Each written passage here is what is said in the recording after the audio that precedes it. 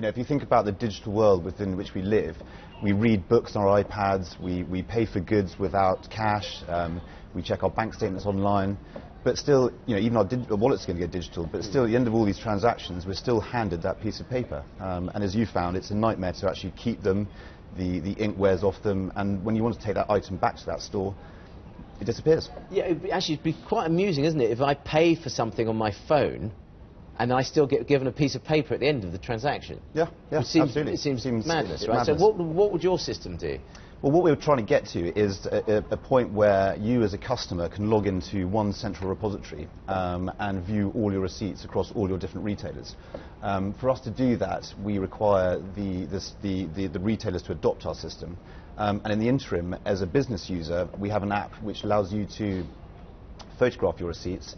We process all that data for you, and then you can pass it through to your accounts department. So it basically takes the pain and struggle of you having to do that manually yourself. No more every stapling. Month. No more stapling. Bits of paper to other bits of paper. We've done tons of research on this, and we've worked out that in a year, it takes roughly an average businessman 7 days worth of their yearly work to do that. I can believe it, particularly if you travel abroad and you've got to add in all the currency stuff as well. What do the businesses get out? If they adopt your system, what are they going to get out of it? It's just a streamlined system so that you, as your business here, for example, CNBC, wouldn't rely on you having to physically hand in your receipts. But if you're a retailer, right, and you adopt the e-receipts, does it give me any more control, any more insight? Because I know what people are buying anyway. Yeah, I mean, in retail, it's if you think a lot of transactions are still done in cash, and a lot of retailers still don't know who their end customers are.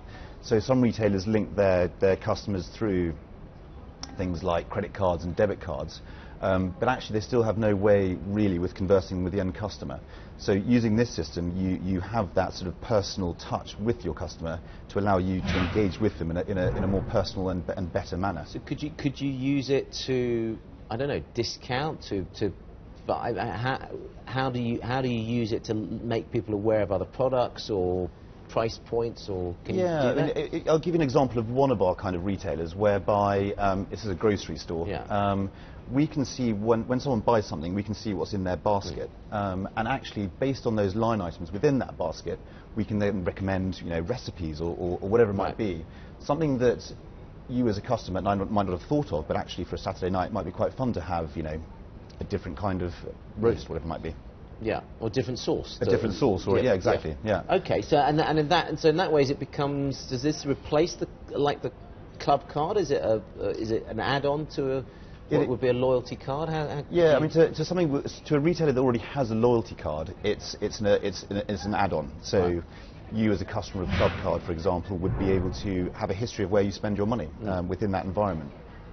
So if you think 50 to 60% of your spend is done within a grocery environment, you being able to see how much money you spent on wine or on meat or on whatever it might be is actually quite useful from a personal budgeting perspective. So what happens to your business now? I mean, you're just in the stage where you need to get this adopted. I mean, is there anything like this in the States at the moment? There are a few things, people doing similar sort of stuff, but it's a very nascent industry, but it's becoming more and more looked at from multiple different angles.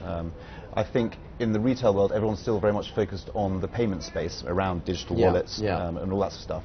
But at the end of all these transactions, you're still creating paper, and the different types of payments that come in, the harder it is for you as an end customer to actually keep track of all your spend.